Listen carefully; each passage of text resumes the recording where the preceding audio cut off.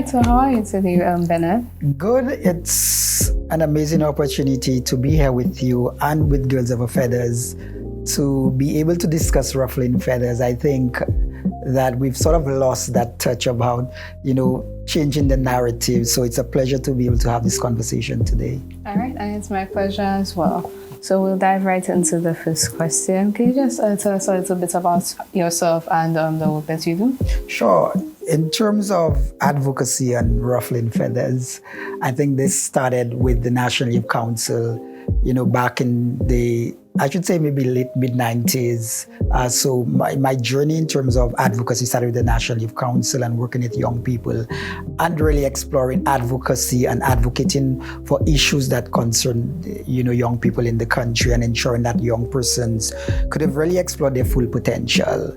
That moved on in terms of working with regional organizations in the field of HIV, being able to represent the LGBT community as an ally, single women, sex workers. So I think I've been ruffling feathers for quite some time. And I'm happy that you have an organization like Girls of a Feather that is really continuing this tradition. I think organizations have sort of forgotten that as institutions and as movements, you need to be able to ruffle feathers and help change the way people think and give persons the opportunity, I think, to share thoughts that are different and thoughts that are also new. So it's really been a journey more than 20 years or so. So I'm happy to still be involved. Currently, I work with PCI Media. PCI Media is an international NGO that focuses on using behavior change through storytelling to ruffle feathers, change minds, and work with governments and private sector and citizens themselves to be able to foster positive change and positive development. You've identified some of them already, but I just wanted you to maybe delve into some of the gaps that exist with regard to comprehensive sexuality education and also sexual and reproductive health and rights, especially here in St. Lucia. Yeah, certainly.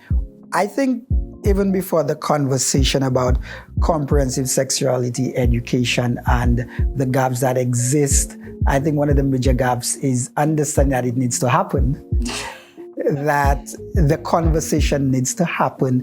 And I think there are very few organizations that are saying that. I mean, Girls of a Feather is one of the organizations. I mean, you have a few others, but that we need to come to that reality, that it needs to happen. And even with teachers who may think that it needs to happen, tend to be very quiet about it, because I think we live in a society where there seems to be that the narrative, you follow the status quo narrative, that you remain quiet about certain things that may ruffle feathers. So you don't want to do that too much with the persons who pay your salary, or even you don't want to, I think, offend parents who may have a different standpoint, or you don't want to offend, I think, the religious fraternity. And so I think that's a gap. There's the fear of, we don't want to offend people, so that is an issue. I think another gap is understanding that a lot of persons who are currently involved in some level of comprehensive sexuality education at the school level, predominantly the secondary school level, that is done through the Health and Family Life Education curriculum at the various schools, that a lot of the teachers who are involved in that education are basically HFLE generalists. There isn't that deep understanding of what comprehensive sexuality education is. So in fact, we're asking teachers to teach us subject one that there is a great discomfort with. Right. That two, that they have very little education, even though there may be some opportunities to train in that. I think another gap is there's a reluctancy maybe from the policymakers to even engage in that type of conversation. The next one is that the gap of, if we expect parents to do that, the parents themselves have little information about that. So I think these are some of the major gaps that exist. You described what happened in your time. Now, some students around my age, they would say that they find that when it comes to sexuality education or sex ed that they get at school, they kind of have a problem with the fact that it's mostly reproductive, but it doesn't really go much outside of that realm. Right. And because it's reproductive, obviously, there's a bit of a heteronormative lens attached to it. So could you speak a bit to that? But the thing is that, honestly, while I think that comprehensive sexuality education is important and needs to be age appropriate and also culturally appropriate, I think usually, again, teachers are very, very aware of what the administration of the school is asking for, but what they actually want you to do. For example, you may have, let's speak about reproductive health, but you cannot speak about condoms in certain schools, which is part about reproductive health. You can't speak about, you can't speak about actual sexual initiation. There is a conversation that it has to be an abstinence conversation. Right now, research has proven that abstinence conversation alone does not work. It's like telling me the only time I'm going to learn to drive is when I buy the car. Right? And so if you're going to tell students the only time you will learn about sex and sexual reproductivity is when you actually decide I'm going to become sexually active. You see the problem. So even though a teacher may be all gung-ho and excited about teaching to a child, they know that certain things, they can't speak about condoms.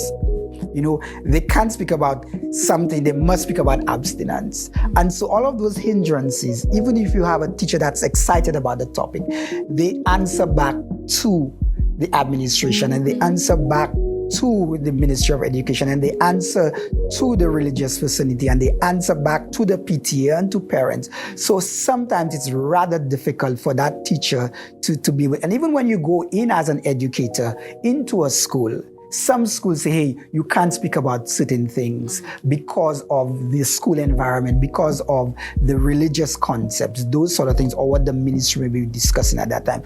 And that is a hurdle and a gap that teachers themselves struggle with. And even you going in as an independent educator, you have to deal with those sort of things also. All right. So I guess now students maybe understand more the points of view of their teachers when they're not able to delve into some certain other aspects of sexuality education. But if you had to maybe make a case as to why those aspects need to be included, what would you say? Okay, again, I think let me go back to the UNFPA report and survey from 2017. That highlighted what needs to happen. And I think even before 2017, we know what needs to be highlighted. One, I think that you need to have a curriculum that is standard across the island.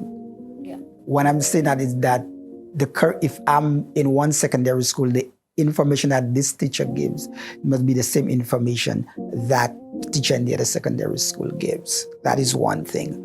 One of the things I also think that needs to happen is that we know research has shown that if you do not provide the prerequisite comprehensive sexuality education to young people who are sexually active, and past research has shown that in the Caribbean and even in St. Lucia, young people are sexually active by the age of 12.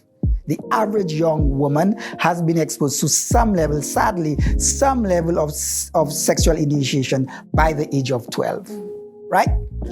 If you are able to start cushioning the impact of young people being exposed early, if you are able to cushion the impact of young people who are going to become sexually active legally by the age of 16, sadly, but they can vote, they have to wait till they vote at 18, right? You need to ensure, one, that you provide them with information and education. And research has shown that if you provide people with the prerequisite information and education, the impact, the negative impact and the consequences that they find themselves in, they were able to cushion this and it works better for them. We've had the epidemic of HIV that affected predominantly 15 to 25-year-olds in this country, right? We know that if they're well informed before that, or during the secondary school, that they understand that what comes, the responsibility that comes with early sexual initiation. They understand that what needs to happen. They cannot rely, first of all, on the parents to educate them, because the parents are not educating them. They cannot rely on pornography, and a lot of them are relying on pornography for education. I mean, when young people are telling you that they expect to see a woman do this during sex, or the myths that are associated to sex within our own very culture, if they are not able to debunk those myths as early as they can, age appropriate, of course, you make it much more difficult for them to be able to meander through all those sexual taboos and myths and everything that people tell them. Right. So this is the case. If I provide young people with early information, and you're able to give them those protection in terms of the information and the education to meander through those difficult times, you are providing them a service. It's like, again, saying that, why do we educate young people in school? We educate them so that they can meander through the ways of life and survive. So why is comprehensive sexual education anything different? Right. I remember once I was telling somebody that to wait until somebody turns 16 to teach them everything about sex is as if, like, to wait until the night before an election to find out who your parliamentary rep is and what they will do for you, and to be expected the next day to make a good decision when you're voting. It's like this. It doesn't make sense. Precisely the same thing with even our religious teachings. We baptize you. Every time you come out, you're baptized predominantly. You do not wait like, okay, you're an adult, we'll teach you about religious education now. No, we're indoctrinating our kids into religious beliefs and cultural beliefs. They are going to be sexually active eventually. Hopefully, we want them to wait a bit later than earlier, but you arm them with the information. And we know that information is power. Information helps guide you, and you're able to decide on which decisions should I make. So we cannot be, plain hypocritical and taking this hypocritical stance that we have to wait till young people become sexually active to teach them information about sex when they live in a sexually active world, when they're exposed at an early age to sexual activity. And a highly sexualized environment. A highly sexualized environment. Right. Would you say that technology has replaced the need for comprehensive sexuality education? And what would you say is the relationship between technology and comprehensive sexuality education in schools? Information is critical in empowering people or disempowering them. You see, usually when we hear the word information, we think, oh, somebody's going to give me the right information. Have you been? Well, you should. I know you're on TikTok. I don't even have to ask you that. I know you're on TikTok. Let me give you a simple example. We now have the issue, and I was discussing it with a colleague, that you have crazy percentages of young people believing that they're transgendered. You have, I was in a secondary school where half of the young women in that secondary school believed that they were bisexual. All of a sudden, you have young people believing that they have mental illnesses. All of a sudden. And so, technology has the ability to distort reality, but it also has the ability to provide information and correct information. But it depends on which and who are these young persons looking at. Who are the influencers on those platforms? And these things are important because we've created this dynamic that technology, and it started with television, they've turned out to be the educators predominantly. Right. You could ask any young person, how much screen time do you spend? Or even ask a parent, how much screen time does your child spend on a phone? They may not know. But the kids are being educated, and I have no problems with technology. However, technology provides the avenue for misinformation to be shared, and if the misinformation is not checked, and if we do not put the prerequisite in place to guide young people into how do you meander miseducation, how do you know fact from myth? If I don't know that, or I believe culturally that, hey, you know what, the more girls I can have sex with as a young man, basically my status as a young man goes up. if someone does not debunk that for me, or if a girl believes that the most valuable thing she has on her is her vagina, and nobody debunks that for, because every time she looks at things about girls talking about, how they can get men to do this for them and how they can get people to do this for them. If there's nothing to change that view, then that form of technology and those influences they're looking at, that's what's happening to them. So if parents themselves are saying that's where you're getting your information from, the parents are not stepping in and the schools are not stepping in, and the very people who are complaining about young people doing these things are not stepping in to provide anything else, then obviously this is where they'll get their information from. You understand? It's like telling me that, you can't do A, but you're not giving me an alternative. And so I believe technology is a powerful tool.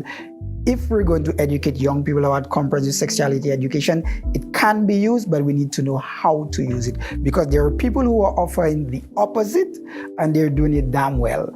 And it's influencing the behavior of young people. So we need to get with the reality and understand that, hey, you know what? We need to know how to use it and use it effectively to re-educate and also help our kids unlearn some of the things that they've learned. What needs would you say there are, or what suggestions would you make for lawmakers and also for youth-centered organizations to address our concerns relating to comprehensive sexuality education and sexual and reproductive health and rights? Now, we were just talking about technology, so maybe if I could add my 2 cents, I would maybe say it would be good to include technology into, well, not just our comprehensive sexuality education, but in education in general, because it's been said that school here doesn't really mesh well with the students because, one, their entire lives are digital and school is almost completely analog. Right. So I guess that's a good way we could ease into that discussion. So what would you say? When you are asking kids to still write their CPA, activities on paper and send it to the ministry, right? They for English they have to do a CPA story. I mean, to be fair, I did part of my CSEC exams online. Yeah. No, I'm saying, right. I know. Of course. You said it right. You did part of your CSEC online. Part. In an age where people are vastly educated by technology.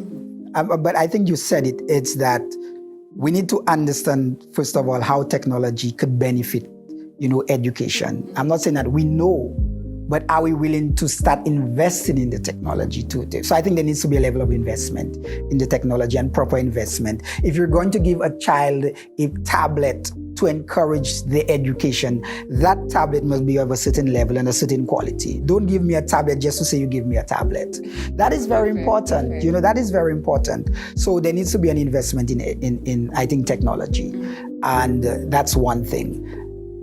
The second thing is that services needs to be more accessible. We just had an issue in this country where it was mandatory that birth control be done through prescription. Now, while this has always been there, the law has always been there, the issue was the enforcement by the Pharmacy Association. My issue was, okay, the average young person, let's say 16, 17, is being asked, you go to see your doctor, who's person might be in secondary school, early tertiary. You need to find a money to go see your doctor to get the prescription. And if you don't, then you need to go to the health center. And then you need to find the time to go to the health center. And then the health center must be accommodating to young people. So access in terms of cost becomes an issue. Access in terms of where you go becomes an issue. So obviously access becomes difficult, right? So the services need to be one that the young people and generally the population need to be able to have access to that in those things. That's another issue that I think is critical in terms of to facilitate that change. I think the next thing that needs to happen is that we need to be able to ensure as much as possible that the conversation needs to happen, needs to be realistic. We have not taken the time to sit with parents and said, are you able to honestly say that you can educate your child better than social media when it comes to sexuality and sex education? We don't have those because we fear that if we ask a parent those things, that will be disrupting the whole role of the parent. Yeah, and the parents themselves aren't very willing to have that conversation, sort of discussion. Right? But I think also, and I think this is one of the things that Goods of Feather is doing, if the government of St. Lucia, if parents can provide the education, organizations like yourself, like St. Lucia Planned Parenthood, needs to be able to provide platforms that provide this education at this highest quality as possible. Mm-hmm. You need to ensure that we utilize those structures that exist, from the community level structures, the spaces that young people engage in, and assist them in giving them that information. Because there's no sense saying that the information is not being given to them and we do not provide some form of alternative. Right. I think the next thing that needs to happen is that from a policy standpoint, the government needs to be serious about when it comes to policy. And I think we need to stop pussyfooting on certain things when it comes to, providing access to young people. We're still trying to debate the issue of so a child, I can go and buy a morning after pill without a prescription.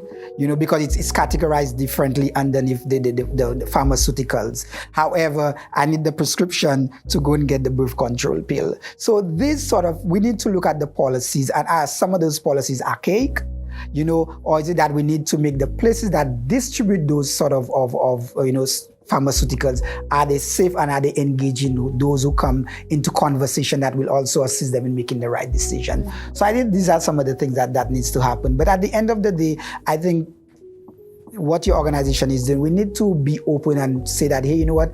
We need to we need to ruffle feathers. You need to sometimes call a spade a spade. You need to sometimes change the narrative, and you need to offend people sometimes. Because if you do not know what I am thinking, how can we have a conversation? If I'm remaining quiet, and you're thinking that, okay, he agrees with me because he's remaining quiet, then obviously we can't change the narrative. You need to run the risk of offending people so then you can know where we disagree and how we can compromise on our positions. And it's what we consider to be offense too, because, okay, sometimes you feel uncomfortable hearing something, but that doesn't mean that what you heard was not necessary to hear, So, okay, for example, if for my whole life, I know somebody who thought for his whole life that Rat Island was in Dennery, right? And the day that he found out that Rat Island is, closer to Grizzly and Castries, he thought, imagine how many people I argued with telling them that Rat Island is in Dennery, right? You would feel a bit uncomfortable hearing the truth, hearing that you were wrong. And sometimes it's not just that you're wrong, sometimes it's just that there's something more to what it is that you understood. So it's always necessary to ruffle some feathers and to bring in some new perspective. But I think when it comes, this is why I think what you're doing as an organization, we feel we're offended too quickly when somebody says something and say Jen Munsa come when a young person says something, we're very quick to hit them in terms of what they're saying and them kind of things you want to think about. No, if you need to know that I think differently, then provide the space that we can have a conversation where my views and your views may clash, but we can decide, hey, you know what, maybe we need to do this and that way. Everything does not need to be a debate. It can be a dialogue sometimes. That's the critical thing, having the dialogue and disagreeing on certain points, but understanding and valuing your point of view and why you think that way. Why is it that comprehensive sexuality education is important? And why we think that we need to ensure that our kids get that information, age appropriately, culturally appropriately information that will ensure that they are empowered and that will ensure that they can meander through the many, issues of life. It's hard being a young person. It's really, I used to be there before. I have a 20-year-old daughter, so I know the difficulties that she faces and the amount of time she spends online. Yeah. So I'm really happy that such an initiative, is taking place and that it's providing an avenue for young people to be able to change the narrative and disrupt the status quo. Mm-hmm. Well, thank you very much. Thank you for giving us your perspective, and thank you for ruffling some feathers. It was really great to have you, Mr. Charles. Always my pleasure. Thank you for having me. You're welcome.